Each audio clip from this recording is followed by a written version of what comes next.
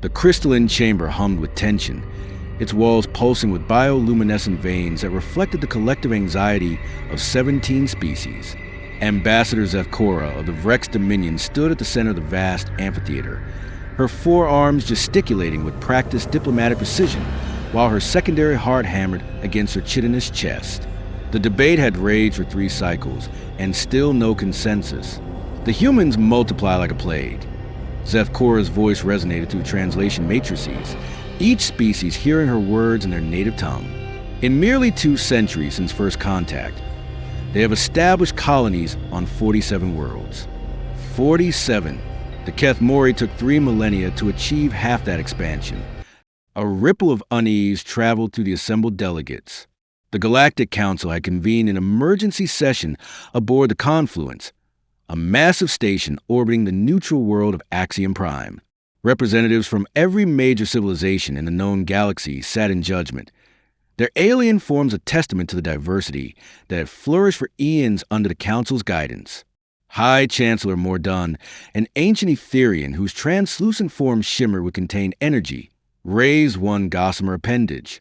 The Vrex concern is noted, Ambassador. However, extermination protocols require unanimous consent. We have heard arguments for 3 cycles. Perhaps it is time to hear from those who oppose this final solution. From the curved benches reserved for the Synthesis Collective, Ambassador Laria stood. Her people had long ago merged organic and synthetic components into perfect harmony, and her voice carried a precise cadence of calculated thought. Honored delegates, we must consider the implications of genocide. The humans, while aggressive in their expansion, have not violated any explicit galactic law. Their crime appears to be efficiency. Efficiency? Zefkora's mandibles clicked in agitation. You call the systematic exploitation of 3 star systems efficiency?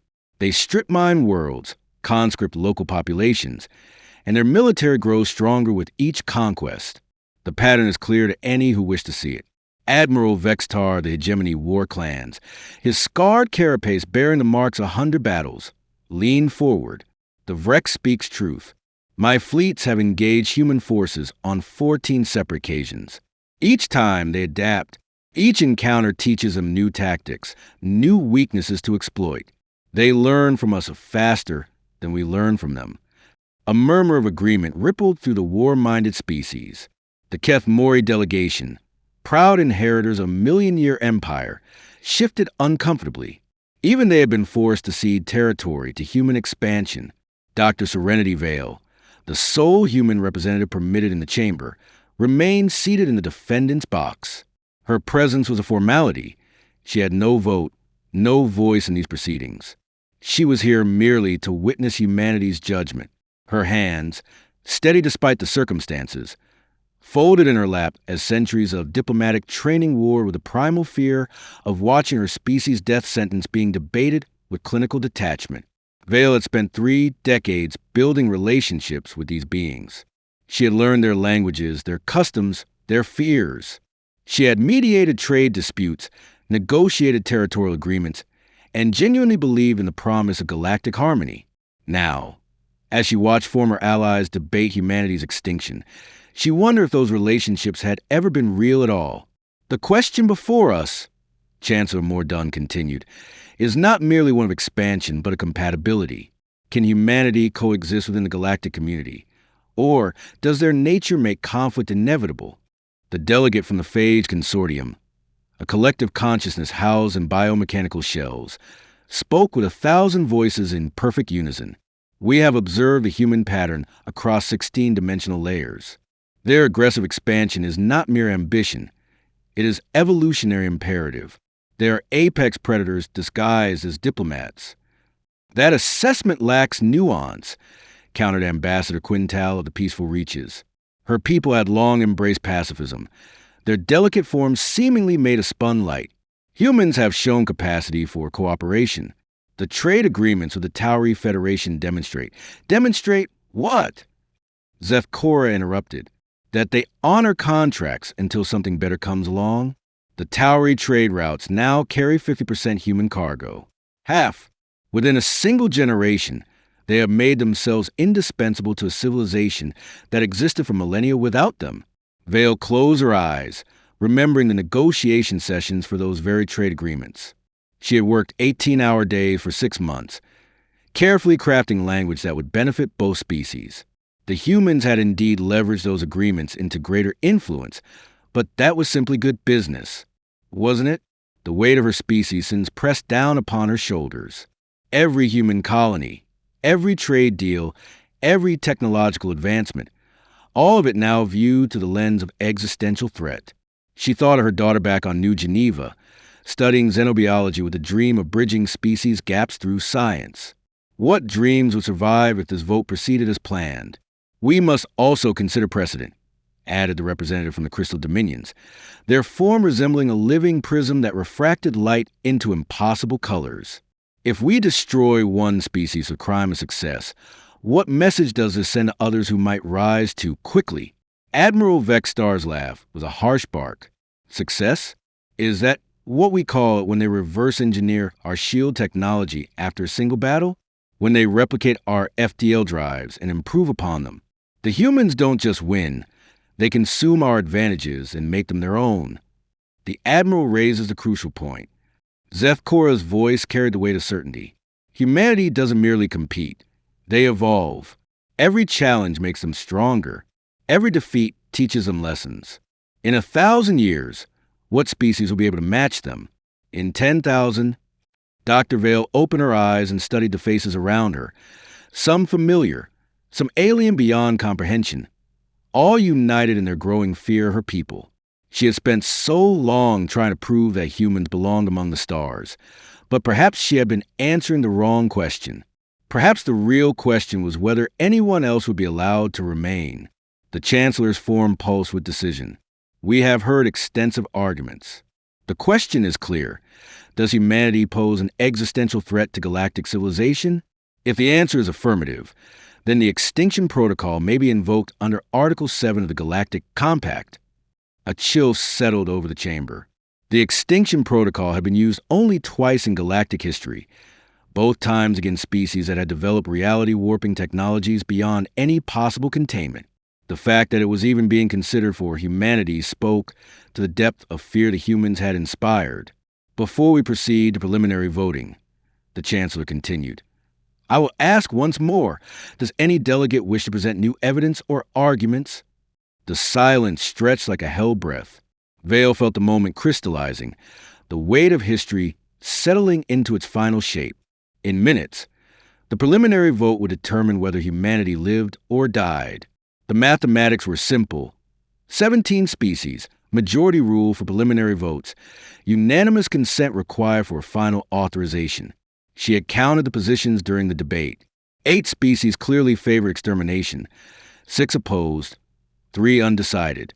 If the preliminary vote passed, there would be a recess while the undecided were courted, pressured, or bargained with until unanimity was achieved.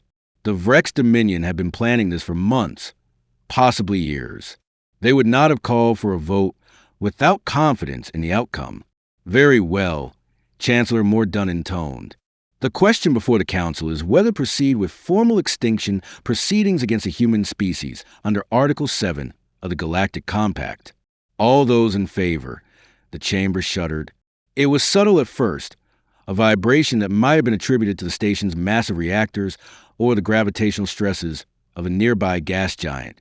But the frequency was wrong, the pattern too regular. Ambassador Zethkora's head snapped up, her secondary eyes focusing on the chamber's apex, where the main display showed local space.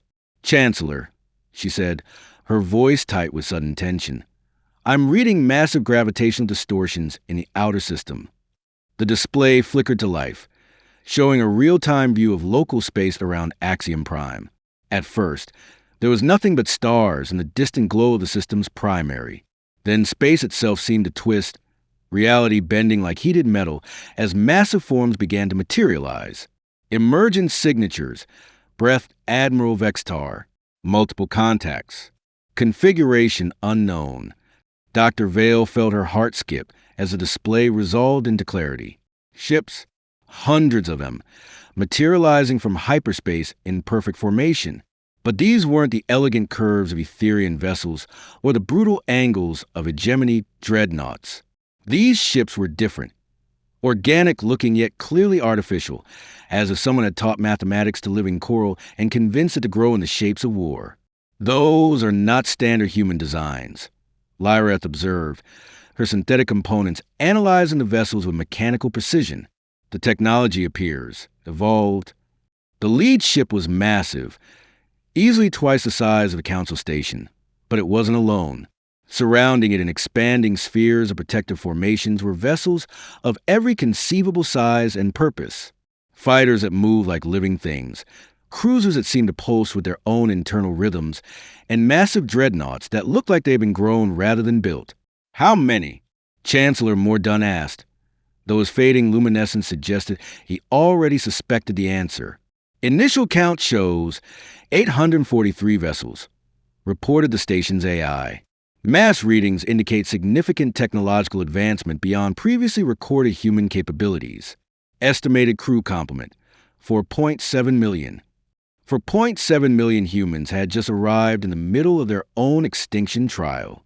The chamber erupted in chaos as delegates shouted in a dozen languages, their translation matrices struggling to keep pace.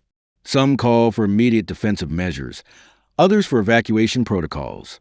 The hegemony delegation was already calculating attack vectors, while the peaceful reaches representatives sought shelter behind their seats. Dr. Vale sat frozen, staring at the display. She recognized nothing about those ships, nothing about their configuration or technology. In her 3 decades of diplomatic service, she had been briefed on every major human military asset. These vessels were as alien to her as they were to the council members. Silence. Chancellor Mordun's form blazed with authority, cutting through the panic. We must determine their intentions. Open communication channels. The lead ship responded before the request was even transmitted. Galactic Council. The voice that filled the chamber was unmistakably human, but carried an undertone that spoke of changes beyond mere technology. This is Admiral Sarah Chun of the Human Adaptive Fleet. We understand you've been discussing our future. We thought we should attend. The silence that followed was absolute, the kind of quiet that precedes either diplomacy or annihilation. Dr. Vale stared at the display, her mind racing to process what she was witnessing.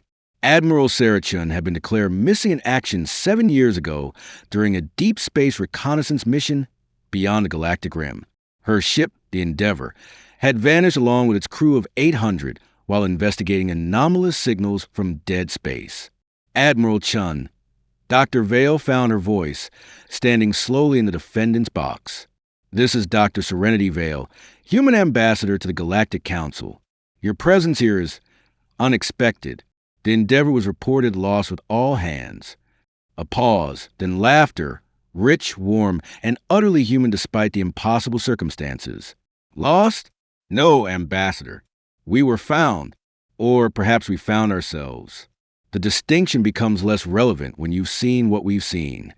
Ambassador Zefkora's, for arms gestured frantically at the display. This proves our point precisely. They disappear for 7 years and return with technology that surpasses our combined knowledge. This is exactly the adaptive threat we warn about. With respect, Ambassador Zefkora, Admiral Chen's voice carried a tone of polite steel. You were discussing our extinction. I think that changes the nature of this conversation considerably. Chancellor Mordun's ethereal form pulsed with controlled authority. Admiral Chen, you are addressing a lawful assembly of the Galactic Council. Your presence, while dramatic, does not supersede our jurisdiction in matters of galactic security. Jurisdiction.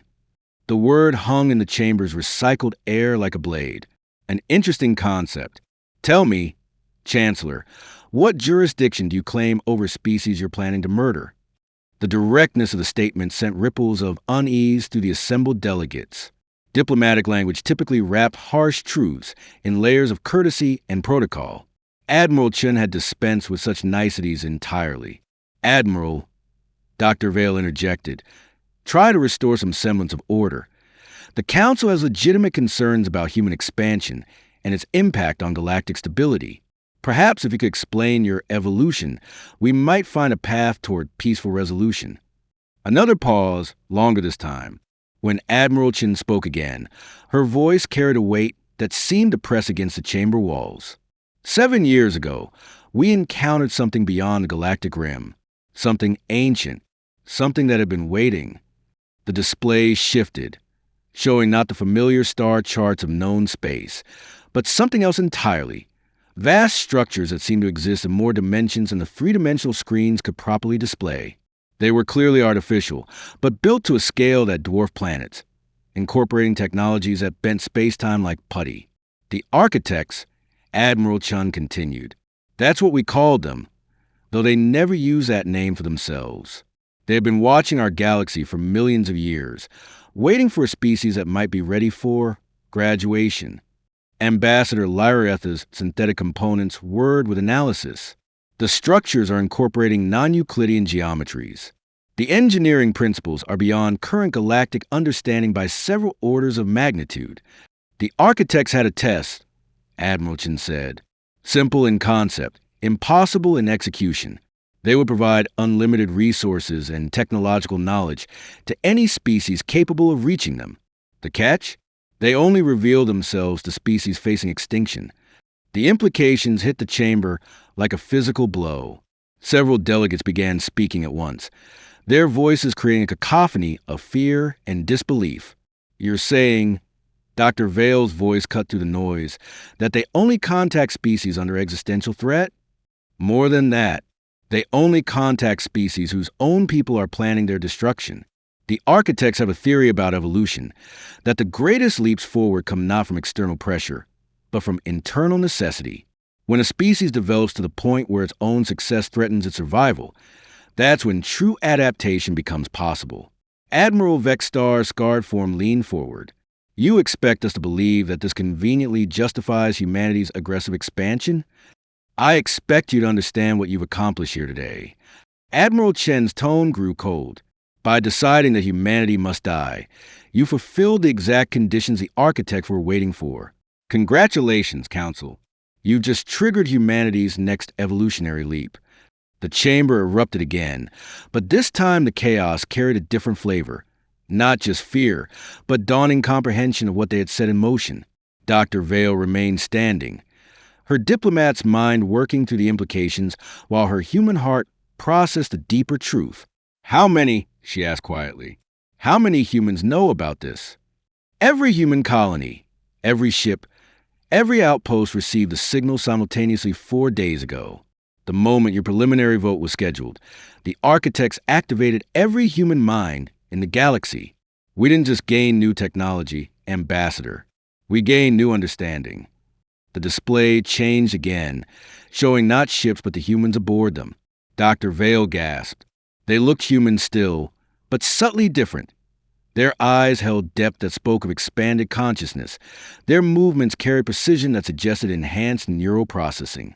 They were recognizably her species, but evolved beyond current limitations. The architect's gift comes with responsibility, Admiral Chung continued. They don't create conquerors. They create guardians. Species that graduate from their tests become caretakers of younger civilizations, protectors of the evolutionary process itself. Protectors? Zethkora's mandibles clicked rapidly. Your actions suggest otherwise. You've surrounded the station with a war fleet. We've surrounded the station with a shield. The correction was gentle but firm, because the moment this vote was called, every monitoring system in the galaxy detected the energy signature.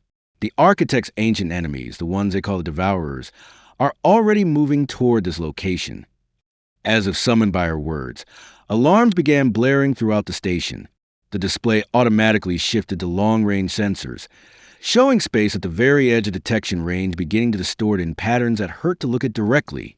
The Devourers feed on extinction events, Admiral Chin explained as the Council watched reality itself seemed to curl inward at the edge of their sensors. They're drawn to the psychic resonance of species-wide death. Your vote wasn't just about destroying humanity. It was ringing a dinner bell across dimensions. Chancellor Mordun's form blazed with sudden understanding. The extinction protocol. Every time we've used it, you've been feeding them. Yes, the architect had been trying to stop this cycle for eons, but they can only intervene when a species proves it's ready to take responsibility for the larger picture. Dr. Vale felt the room spinning around her as the full scope of what was happening became clear. The aggressive expansion, the rapid adaptation, you were preparing for this. Not consciously, but yes. Humanity's nature made us ideal candidates for the architect's test. Our tendency to push boundaries, to adapt quickly, to never accept limitations. These aren't flaws to be corrected. They're features designed by evolution for exactly this moment. The alarms grew more urgent as the distortions of the edge of detection resolved into shapes that defied classification. They were vast, organic-looking, but clearly artificial, and they moved through space in ways that suggested they weren't entirely bound by three-dimensional physics. How long? Admiral Vextar asked, his warrior's instincts calculating odds and distances. 6 hours until they reached the outer system. But Admiral, your fleets can't fight them with conventional weapons. The Devourers exist partially outside our dimensional framework. Fighting them requires understanding, not just firepower. And you possess this understanding? Chancellor Mordun asked. We're learning. The architect's gift isn't just technology, it's perspective. We can see the patterns now, the way conscious intention shapes reality at quantum levels. But we can't do this alone. Dr. Vale understood before anyone else what was being offered. You want the Council's help. I want the Council to choose, Admiral Chin corrected. You can proceed with your extinction vote. Feed the Devourers and watch this galaxy become another dead zone in their collection. Or you can accept that humanity has evolved beyond your current threat assessments and work with us to protect everything we've all built. The chamber fell silent except for the urgent whisper of life support systems and the growing urgency of proximity alarms. Each delegate sat with the weight of decision, understanding that they were no longer voting on humanity's fate, but on their own. Ambassador Zakora was the first to speak, her forearms trembling with emotion. You're asking us to trust the very species we identified as an existential threat. I'm asking you to recognize that the threat you identified was preparation for a larger battle. Humanity's aggressive expansion, our rapid adaptation, our tendency to consume and integrate new technologies. These traits evolved because our species has an unconscious destiny as galactic guardians. Guardian species have been theoretical for millennia, observed Ambassador Lyrieth. The Synthesis Collective has models suggesting such evolutionary development, but the probability matrices were deemed negligible. The architects don't deal in probabilities, Admiral Chin replied. They deal in necessity. When the galaxy faces extinction-level threats, guardian species emerge. It's happened before in other galaxies. It's happening now here with us. Dr. Vale looked around the chamber, seeing her fellow delegates with new eyes. These weren't just representatives of various civilizations. They were evolutionary products of billions of years of development. Each species a unique solution to the challenges of conscious existence. And now they all face a test that would determine whether that development continued or ended. What happens if we refuse? Chancellor Mordun asked quietly. Then you die with the rest of the galaxy, and the Devourers move on to the next feeding ground. The universe is vast, Chancellor. They have patience measured in geological ages. And if we accept, then we fight together, and maybe we give consciousness itself a future in this corner creation. The silence stretched until it was broken by the voice of the station's AI. Incoming transmission from approaching vessels. They're not responding to standard hailing protocols. The communication attempts are causing localized reality distortions in the transmission arrays. Admiral Chen's voice carried new urgency. They're trying to communicate directly with conscious minds, bypassing technological buffers. Don't let them establish contact. That's how they map neural patterns for consumption. Defensive measures? Admiral Vextar inquired. There are none that will work long-term.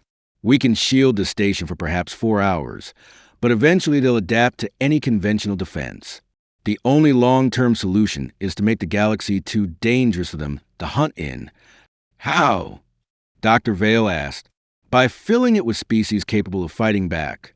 By accepting that evolution doesn't stop at civilization. It continues into something greater. The Confluence station shuddered as something vast passed through local space. its presence bending reality enough to stress the structural integrity of anything purely physical. Through the great chamber's transparent aluminum walls, the assembled delegates could see space itself rippling like water, with points of absolute darkness that seemed to exist in more dimensions than their eyes could process. Dr. Vale pressed her palm against the observation wall, feeling the vibrations travel through her bones. For hours had passed since Admiral Chen's arrival, for hours of desperate preparation and increasingly urgent discussions.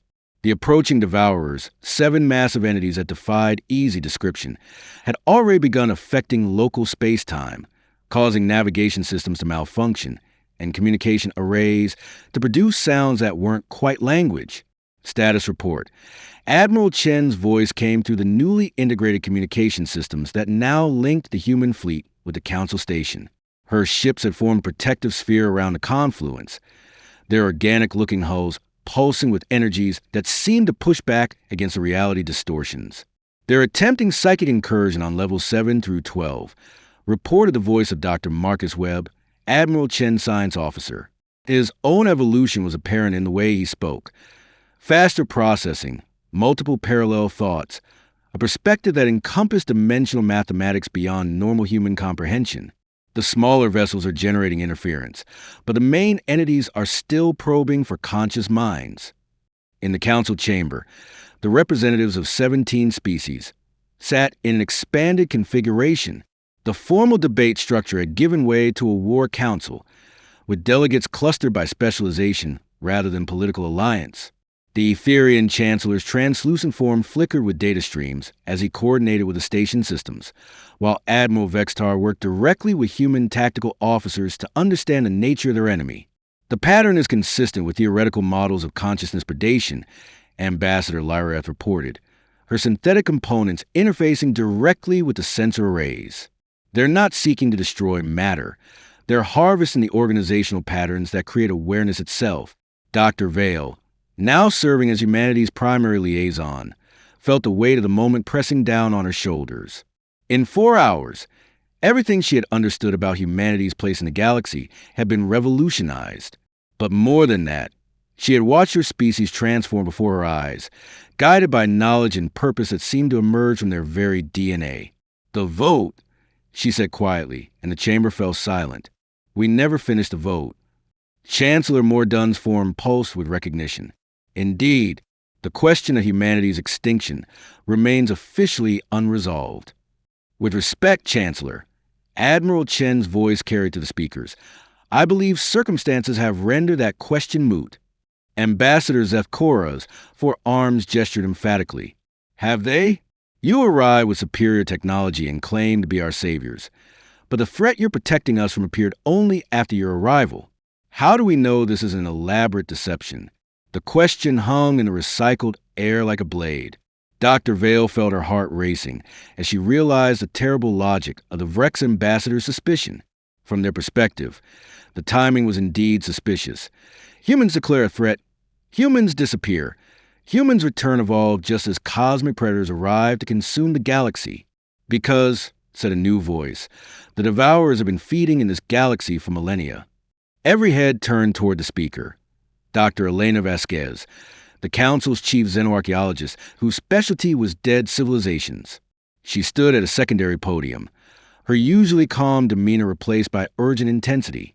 I've been analyzing the patterns Admiral Chen described against the archaeological record. Dr. Vasquez continued. The Nexus Empire, which vanished 40,000 years ago at the height of their expansion. The Crystal Dynasties, gone in a single generation despite controlling 300 systems. The Orcs, the Meta-Collective, the Singing Worlds, 17 major civilizations, all at the peak of their power, all gone without explanation.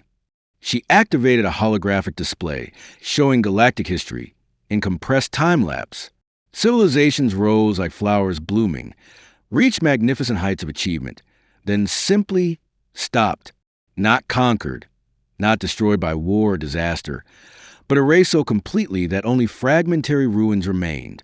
Each extinction event corresponds with gravitational anomalies consistent with the entities now approaching our position, Dr. Vasquez said. The devourers have been harvesting this galaxy for geological ages. The only thing that's changed is at this time, someone showed up to fight back. The implication struck the chamber like a physical blow. Ambassador Zefcora's mandibles clicked rapidly as she processed the data, while other delegates began cross-referencing their own civilization's historical records against the pattern. The Vrex have legends, Zefcora said slowly, of the Great Silence, when half our colony simply stopped responding to communication. We assumed it was a technological failure, a breakdown in our early FTL communication networks. 14,000 years ago, Dr. Vasquez asked. 14,307 years, matching the gravitational anomalies detected in the Vrex colonial sectors. One by one, other delegates began speaking. The Keth Mori had stories of the lost expansion, when their greatest generation of explorers vanished beyond the rim. The peaceful reaches remembered the time of ending voices, when their empathic network suddenly contracted by 60%. The hegemony spoke of the warrior's shame, when their most successful fleets never returned from what should have been routine campaigns. Dr. Vale watched the realization spread through the chamber like dawn breaking over a dark landscape. Every species, every civilization in the Council had lost something to the Devourers. They had all been prey, generation after generation, never understanding that their periodic losses were feeding something vast and patient and hungry. The question, Admiral Chin said, her voice cutting to the growing murmur of recognition, is not whether humanity poses a threat to your civilizations. The question is whether any of our civilizations will exist next week if we don't work together. As if responding to her words, the station shuddered again. The approaching entities had grown closer, and their effect on local space-time was becoming more pronounced. Stars visible through the observation windows seemed to flicker and shift position, while the station's AI reported increasing difficulty maintaining basic system functions. They're adapting to our defensive screens, reported Dr. Webb. Estimated time until breakthrough, 47 minutes. Chancellor Mordunn's form blazed with decision. All delegates. The formal question before this council is no longer the extinction of humanity. The question is the survival of conscious life in this galaxy. I call for an emergency unity vote. Do we stand together against a devourer threat? Seconded, came a chorus of voices in multiple languages, but Ambassador Zefcora raised one arm. A moment, Chancellor. Unity in the face of extinction is one matter. But what comes after? If we survive this crisis, what guarantee do we have that humanity won't simply fulfill their original threat potential? Dr. Vale felt every eye in the chamber turn toward her. The moment crystallized around her answer, not just the survival of her species, but the shape of whatever future they might build together. There is no guarantee, she said quietly. There never was. Evolution is risk, Ambassador. Adaptation is uncertainty. The only guarantee any of us ever had was that standing still meant death. She moved to the center of the chamber, feeling the weight of history and the eyes of 17 species upon her. But I can tell you this. Humanity has seen its destiny now. We know what we're meant to become. And that destiny isn't conquest. It's protection. Words. Zefcora said, "What proof can you offer?" Dr. Vale looked up at the speakers, knowing Admiral Chin could hear her. "Admiral, your fleet could leave right now. You have the Architect protection, their technology, their guidance. You could abandon this galaxy to devourers and find another to guard. Why are you staying?" The pause stretched for long seconds before Admiral Chin answered. "Because these are our people too. Human, Vrex, Etherian, Kethmori. Consciousness is consciousness, Ambassador. The architects taught us that. When you've seen the universe from their perspective, the differences between species become details." "Pretty words," Admiral Vextar interjected. "But the galaxy is full of species who spoke protection while building empires." "Then judge us by our actions in the next hour," Admiral Chin replied. "Because ready or not, the test is beginning." The lights in the chamber flickered as something vast and alien pressed against the boundaries of normal space. Through the observation windows, they could see the human fleet's formation shift, their organic-looking vessels moving in patterns that seemed almost like a dance. Energy signatures blazed along their hulls.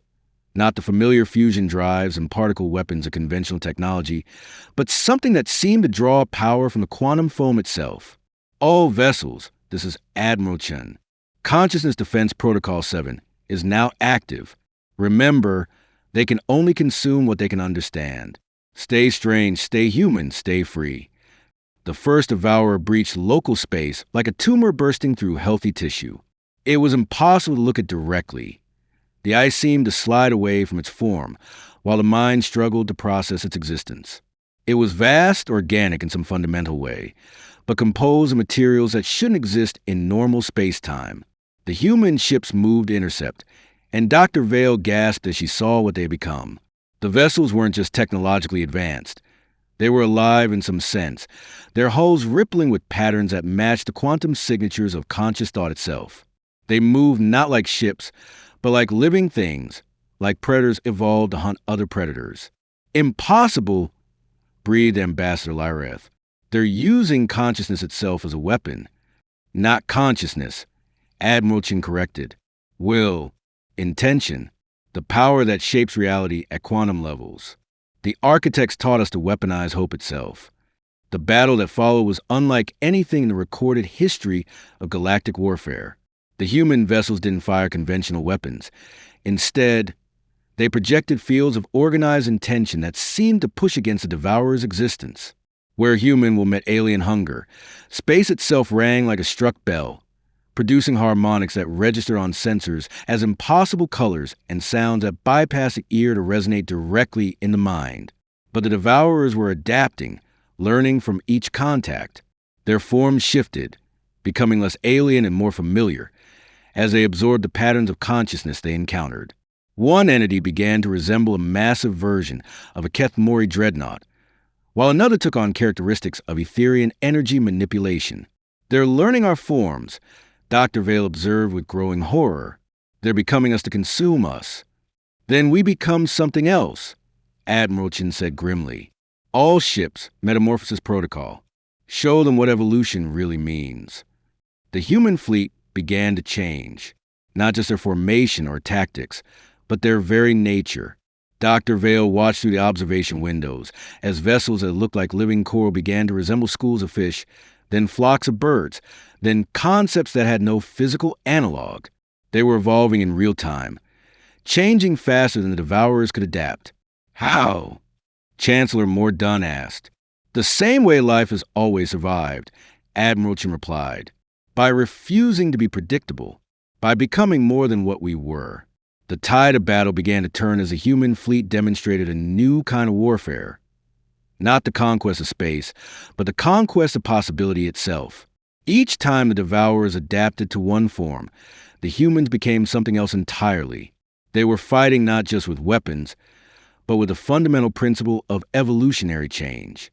But 7 devourers were too many for even an evolved humanity to face alone. Despite their advantages, the human fleet was being worn down, their exotic energies depleted by the constant need to stay ahead of their enemy's adaptation. Admiral, Dr. Vale called out, what do you need from us? I need you to be yourselves, came the reply. Fully, completely, uniquely yourselves. The devourers can only consume consciousness they can understand. If every species in this chamber projects their authentic nature simultaneously, understanding bloomed in Dr. Vale's mind. You want us to create an interference pattern. I want you to create a symphony of consciousness so complex, so uniquely diverse that it becomes indigestible. Chancellor Mordun's form blazed with understanding. A unity of differences. Exactly. Not homogenization, but harmony. Every species contributing what only they can contribute. The chamber transformed as 17 different species began to project their essential nature outward. The Etherians blazed with pure energy patterns that spoke of minds unbound by matter. The Vrex clicked and chattered, their thoughts running in parallel streams that created mental harmonics. The Keth Mori projected the weight of 1,000,000 years of proud history, while the peaceful,